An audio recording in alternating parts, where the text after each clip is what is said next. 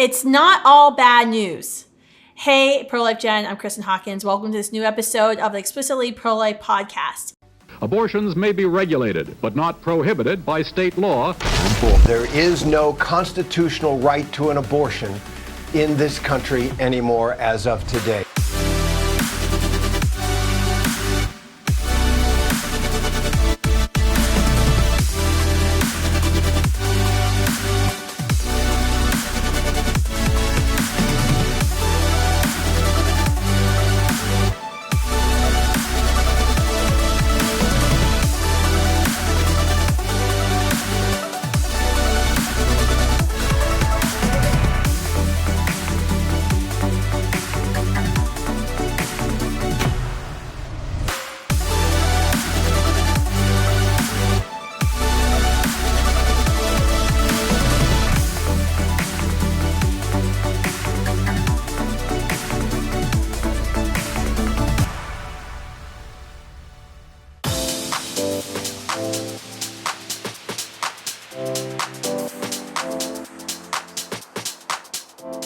You know, storytelling is a powerful means of truth-telling that the pro-life movement could really benefit from now more than ever before.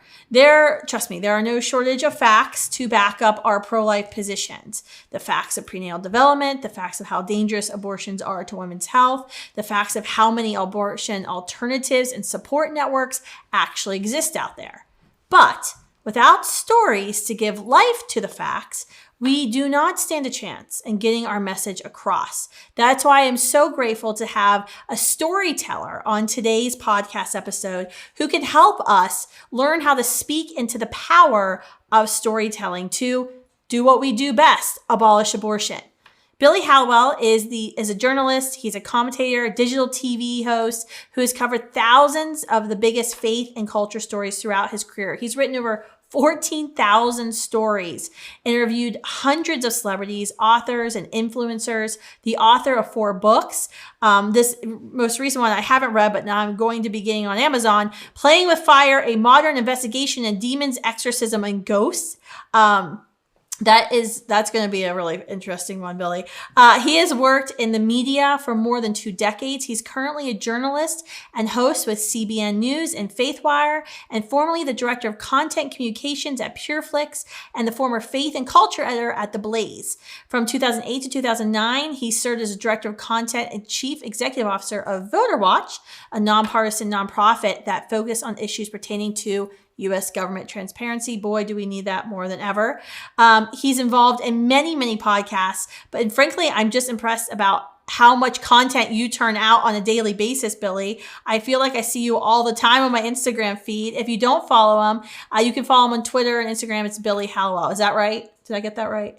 It is. Right? Yes. Thank you. Well, thanks for joining me today. I do not excel at storytelling. So that is why we are having you on to be the resident storytelling expert, because I am more of those let's just get to the facts and make, actual decisions based on what the facts actually say type of people. But I have found throughout the years of doing pro-life ministry that that's actually not how many people think, sadly. I think they should all think like I do, but they don't. What do you think is our movement's biggest obstacle when it comes to storytelling? Yeah, no, I love what you just said, because the facts are the most important thing, right? Logic is the thing, and all of your videos and your work show this. Logic is the thing that's going to convince somebody to come over to your side. I think the challenge we have right now is that there's a real me environment in our culture. It's all about me and all about my feelings, and it's my truth and your truth. We know, obviously, as believers and as people of common sense, that there is no my truth and your truth. There is just the truth. But because people are coming from that perspective, they almost need that emotional appeal to understand. And this is what a lot of the people on the pro-choice side have done so well, right? They've relied on emotion to bring people along on their side. And so I think the barrier that a lot of pro-lifers have is that they know the facts are on their side, and they then struggle sometimes to pull out those stories that are going to have that effect. And can you give us an example of kind of maybe like a recent conversation that's going on? I mean, there's a lot of conversations going on now in post-Roe America, and you're kind of responding to a lot of them on social media.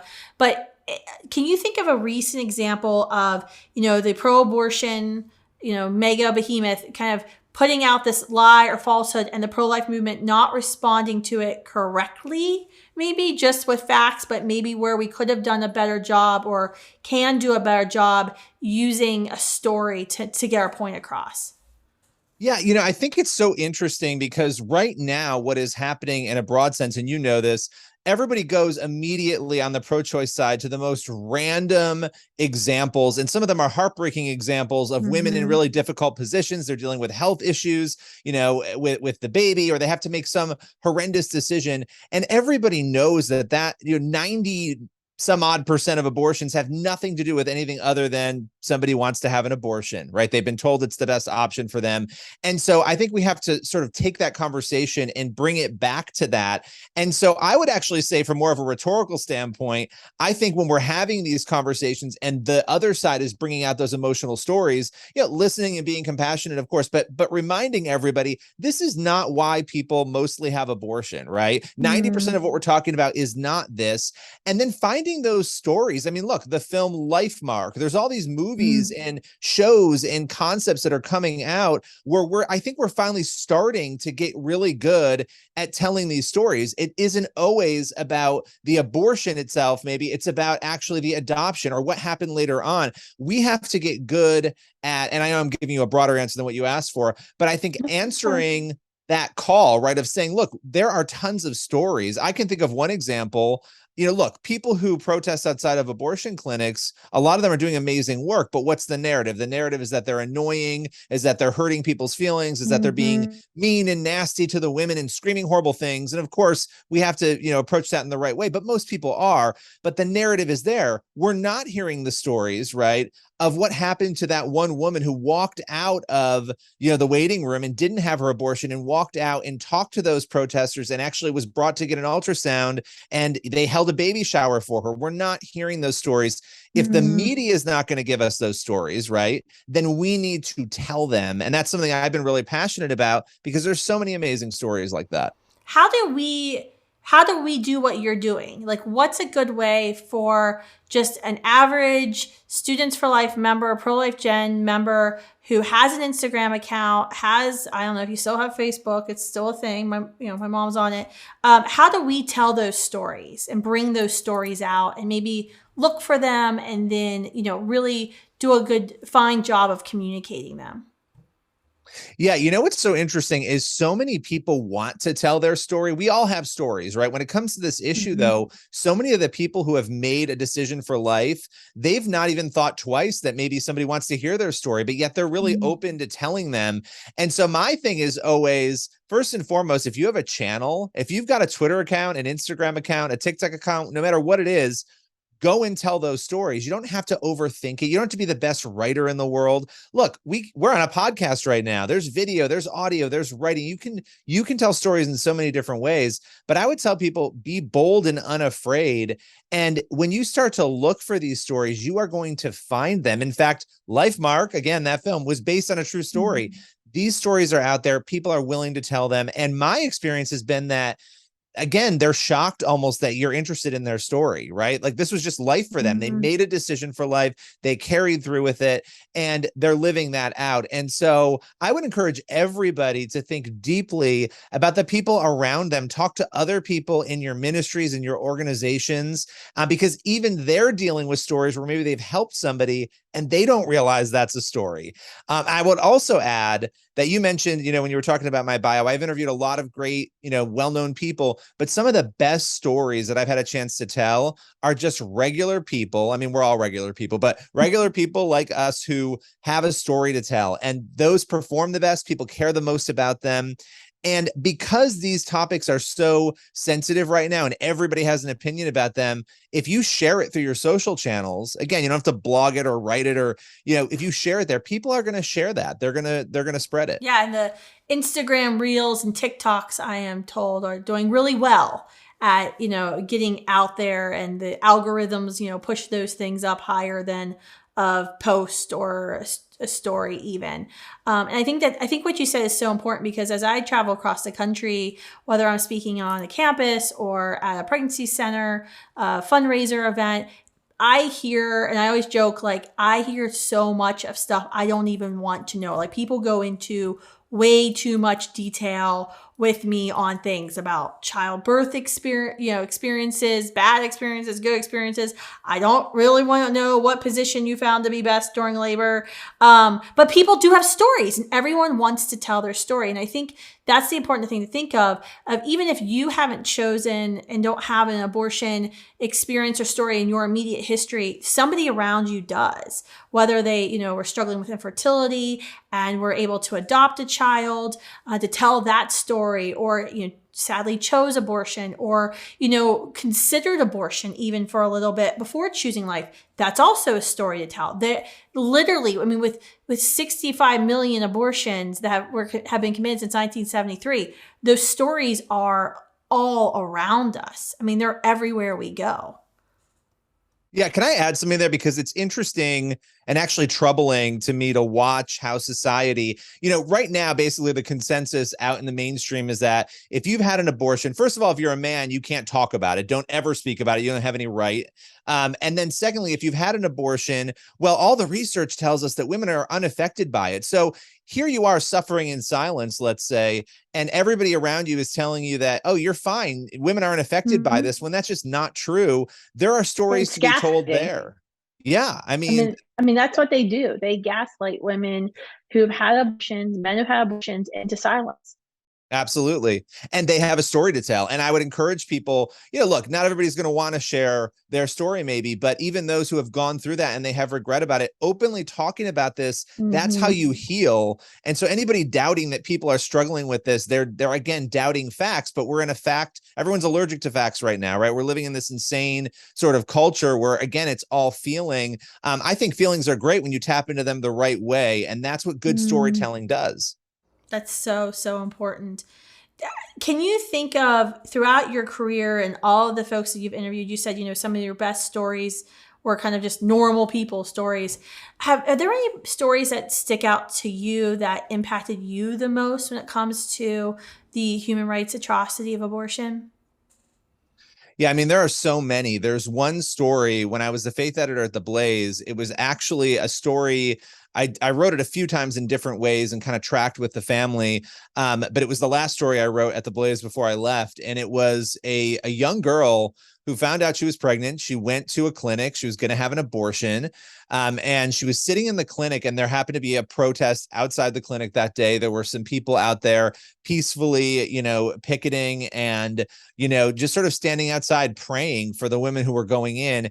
And I remember her telling me her story. She was sitting in that waiting room, looking out the glass doors at those people, clearly struggling with this notion of having an abortion, not sure if she should do it. And she got up and boldly walked out to talk with some of those protesters. And it struck me on so many levels, because the approach that they had taken, these people outside the clinic, was a loving approach, right?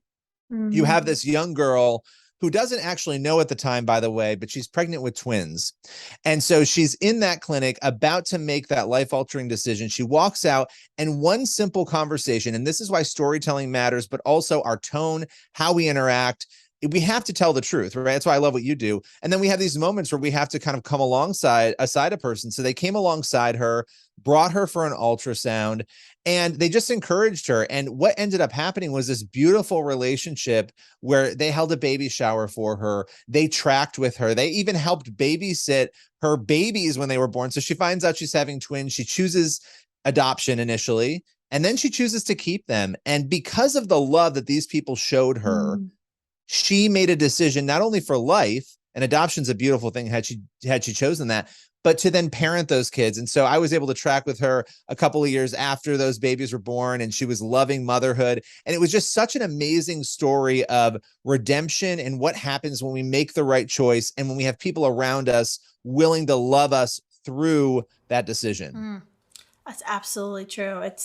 it's seeking that positive peace I talk about a lot of, standing alongside, coming alongside, seeking social justice with somebody, where, you're not just relieving the temporary crisis of the unplanned pregnancy, but you're really hoping to transform a person's entire life and that whole legacy of that family. I think that's what's so incredible about the work that we do in the pro-life movement of not only is this a life saved, this is an entire branch of a family tree. This is an entire family legacy that we're altering and that we're changing. I think that's a really powerful story that really doesn't get, really reported because that child who is born, who does that child become? What does that child do? What is the good that child produces in our society? Their children, their grandchildren. And it's almost overwhelming to think about the 65 million we have lost and these branches of family trees that have just been cut off, severed, and that these incredible human beings that,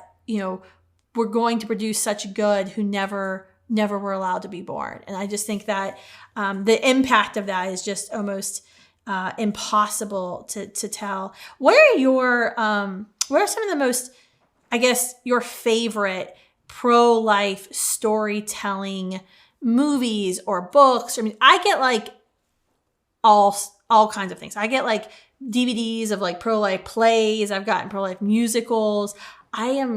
Don't usually watch a lot of them, I will admit. So don't send me your book idea. But what are some of your favorite ones that you think that we should do a better job of really elevating and promoting, especially right now? Yeah, I really I'm one of those people, I just love entertainment, and I don't get very picky and crazy about quality and all that. If the message is there, and of course I want great quality, but if the message is there, I love it. I think back to films like October Baby, and I did watch that one. Look, the things that are based on true stories, we can conjure up any story, and there's nothing wrong with that, right? But the things that are based on those stories, I think LifeMark does a beautiful job. Those are the stories that I gravitate toward. I found Abby Johnson's story always really compelling, and that's a very different kind of film, right? But I love showing the redemption. When you look at Unplanned, I mean, Unplanned is a rough movie. There's some really tough scenes in that film. But the story itself, one of the things about storytelling that's so important, and why I love that we're actually having this conversation, that we're seeing movies and books and shows come, is that if you look out there, and this better than anybody right now, if we don't tell the story well, and you need to have facts, and you need to have the character to tell the story, and you need to have obviously emotion and storytelling and all of that in the mix, but if we don't tell that story well, other people are going to hijack it. And we're actually watching this happen really interestingly right now. I mean, I don't know if you've seen Joe Scarborough, Al Sharpton, some of the segments they've done on MSNBC about abortion's not mentioned once in the Bible, right? And when I first heard them talking about this, I thought, well, I don't know what Bible you're looking at. I'm not really sure what, and we can make arguments outside of scripture too, but their point was that, Christians and evangelicals and others and Catholics are wrong essentially because they're reading the scripture wrong. I think Joe Biden just said Lindsey Graham's 15-week abortion proposal, the ban, the Prevention Act he wants to pass, was unbiblical and not Christian-like too. Well, this is what they're doing. So this is why good storytelling on our part is so important. They're rewriting the story. Before it was keep your religion out of our uterus. Now suddenly there's this shift, and I'm feeling it. You saw it with Gavin Newsom with his billboards, right? In Mississippi and Oklahoma, the billboards pointing people to California for abortion. They have a Bible verse on them, literally from Mark, talking about, loving others, right? So they're rewriting the story, which is why we have to write the stories. We have to get them out there, and this is why what you do, the facts are so important, because the facts are what really bring it home. That's right. Yeah, I think this is important for us as pro-life advocates, and realize if you have an Instagram, if you have a Twitter, if you have Facebook or TikTok, you have a voice, and you've got to use that voice, especially now. This is a all hands on deck moment. I think some people, I was talking with some pro-life leaders recently, and they were so almost shocked by the level of disinformation that is out there right now when it comes to abortion. The fact that people are saying pro-life laws that are passed to protect women and children from abortions are going to kill women because women who are experiencing life-threatening ectopic pregnancies are going to die, when literally no pro-life law exists out there that would force a physician to watch a woman die who's experiencing ectopic pregnancy. And even Planned Parenthood's own website, until the pro-life movement started using Planned Parenthood's own website, said, treatment for ectopic pregnancy is important. It's not an abortion because it's not the intent of the physician to end a life. It's the intent is to save a life. Then Planned Parenthood, when the collective movement started promoting Planned Parenthood's own explanation that this fear-mongering was incorrect, they changed their own website. But I think it was important that we collectively were getting out this information that this is false. Let me tell you my story. Let me tell you the story of my mom, my aunt, my sister who experienced a life-threatening, situation while she was pregnant, and how we resolve that together as a family. That's how you take the stories. That's how you take the narrative back. You tell those stories, and we have to be willing to do it. One of the things, I'm a lifelong conservative, right? I've always said, though, the left is really good at emotional triggers. They're really good at telling stories. They do it on healthcare. They do it on all of these issues. And the right is really good at facts, and facts, again, they always win.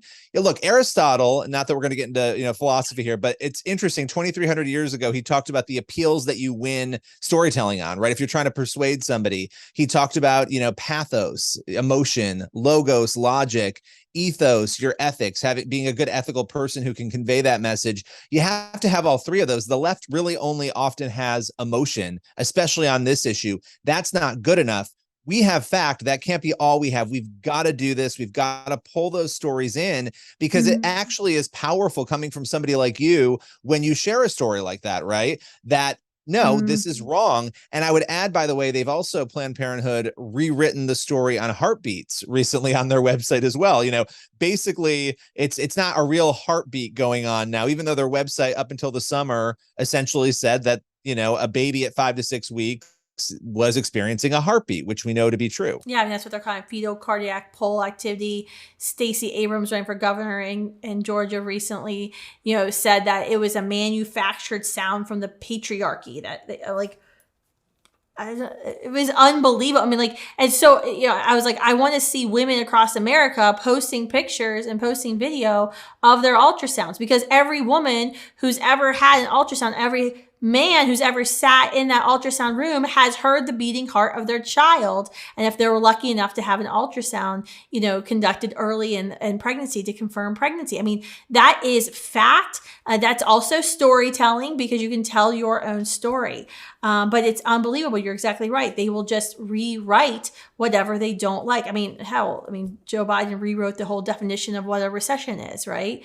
And they kept saying, oh, it's not a recession. We're not in a recession, even though every marker we've ever used said we're in a recession. But no, it's not a recession because we said so.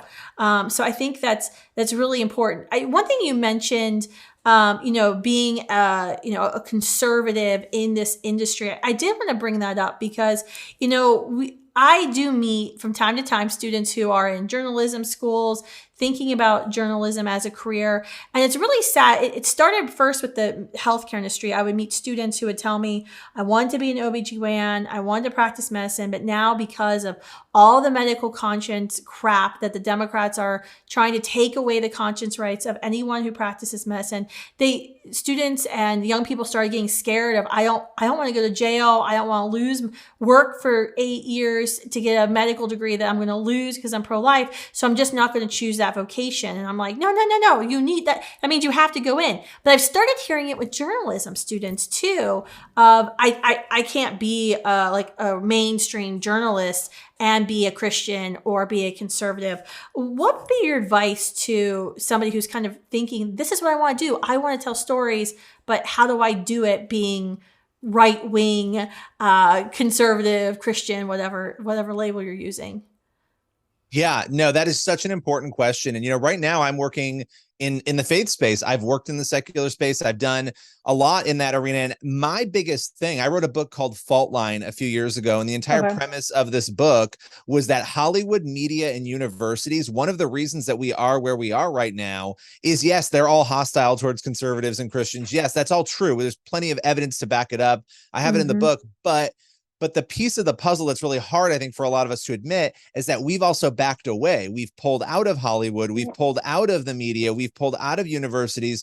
I teach at colleges, not because I want to indoctrinate people, because I want people like me to be present. You know, I do these things. For me, I've worked in all three of those arenas, and I will continue to, because we should be present. It might be harder for us. It might be more difficult. And yeah, there might be challenges, but we have to be present, because when we're not, the vacuum is even worse. And we're watching culture right now really devolve. Why? Because Hollywood media and education universities have told us this is what reality is when it's not. And we were not there to give another narrative on it. So I would tell people, work hard and do a good job. And look, anybody can be a journalist. The biggest lie of journalism is that journalists don't have opinions. Everybody has an opinion. Every human being does. I have found that being open about my opinion, but being able to do my job when I'm called to, I can be a commentator when I'm a commentator, and I can be a journalist when I need to be a journalist. Everybody's in that boat. Some people are just lying about it and others are being truthful about it. So I would encourage people, do not back away from those fields.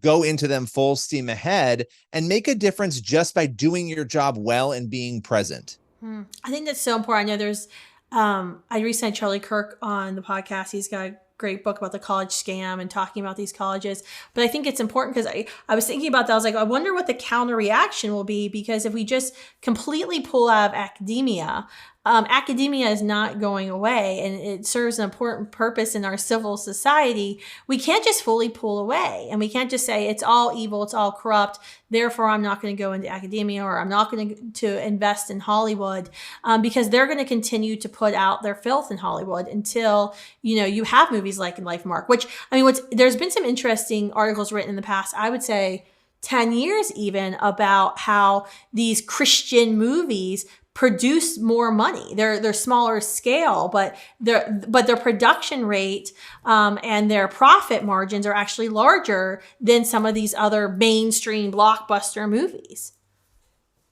Yes. And you know what's crazy? There was just a study out over the summer. About 600 kids between the ages of 13 and 18 were surveyed. And there were some things in it that were that were not so great. But the overarching themes that I found so fascinating is that teenagers, they don't want all this sexual content. They're not looking for drug content. They don't want all the things that Hollywood is serving up. They're actually wanting uplifting stories about real life, inspirational stories. And so this stuff always overperforms and outperforms. Movie Guide does a great job. They do a really good job of looking at this. And they put out a report every year showing what actually makes money. And it's not the trash that's coming out. Yeah, it makes money, but it's the family stuff that does really well, which is really interesting because, again, we've been conditioned to think otherwise. And what does Hollywood do on an issue like abortion? Hollywood normalizes it, pushes it. You know, this is what they're doing. So if we're not there, and look, I agree, Hollywood makes Christians look bad, makes conservatives look bad. But maybe if there was a Christian or a conservative in the room, and maybe I'm being idealistic here, but I don't think so, because I've been in these positions before, to correct the writers while they're putting a script together, maybe there would be a different conversation in the end. So I think we have to fight the battle. It's not going to be easy. People have lost their jobs. People will lose their jobs. It's a reality, but we have to be willing to fight and not back down, because there are a lot of lost people. I mean, spiritually speaking, there are a lot of lost people who need to be reached. To me, that's the most important thing. Practically speaking, there are a lot of lost people who need to be reached as well. So we need to be present. Yeah, and we also have amazing lawyers. We are honored to be partner with Alliance Defending Freedom. There's a Thomas More Legal Society. So if you do get into a sticky situation in the profession you've chosen, there are a lot of lawyers who will work pro bono to restore your job, to publicize what happened, to hopefully get you even a better position than you were before. So don't be afraid of that. Billy, before we wrap up, I wanted to ask what's your one piece of advice that you would want to leave our audience with today? You know, how can pro-lifers and the pro-life movement make the biggest impact when it comes to culture change?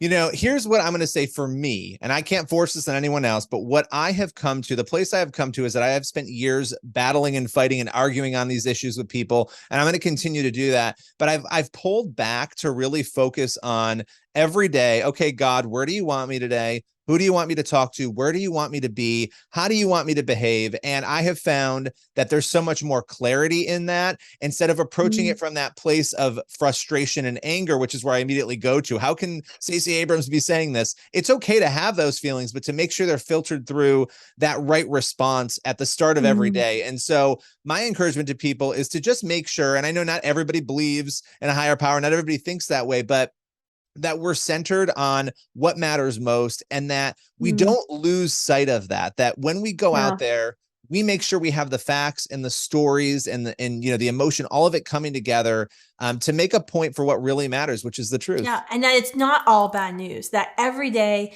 decisions for life are being made.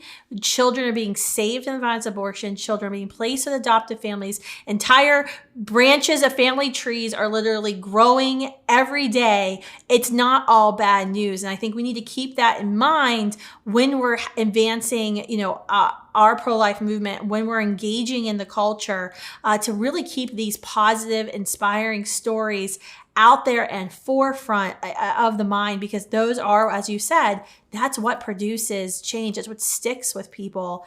And so it's not all bad news, folks. Quit everyone.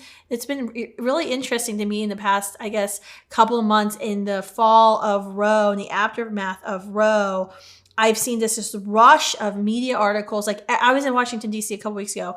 Every single day that week, a major publication had published an article about the pro-life movement losing momentum. And I spoke with pro-life leaders who were like, one was telling me she was crying all the time. And I was like, what? Like, we're not losing. We just had this huge triumph. We have 15 plus states now that are abortion free. Independent abortion facilities are closing their doors. Yes, we have a mountain of misinformation we have to weed through. Yes, the most hostile states in our union, like California, New Mexico, New York, are doing everything possible to kill more lives. But there's amazing things happening out there across the country. I really just think a lot of folks need to get the heck out of Washington, D.C. and the Beltway. But I think we have to remember, it's not all bad news. There's amazing things happening, and we're doing pretty damn good considering we just came off this amazing victory that took 50 years, and we're already 15 plus states into an abortion-free America. So I think we're doing pretty good.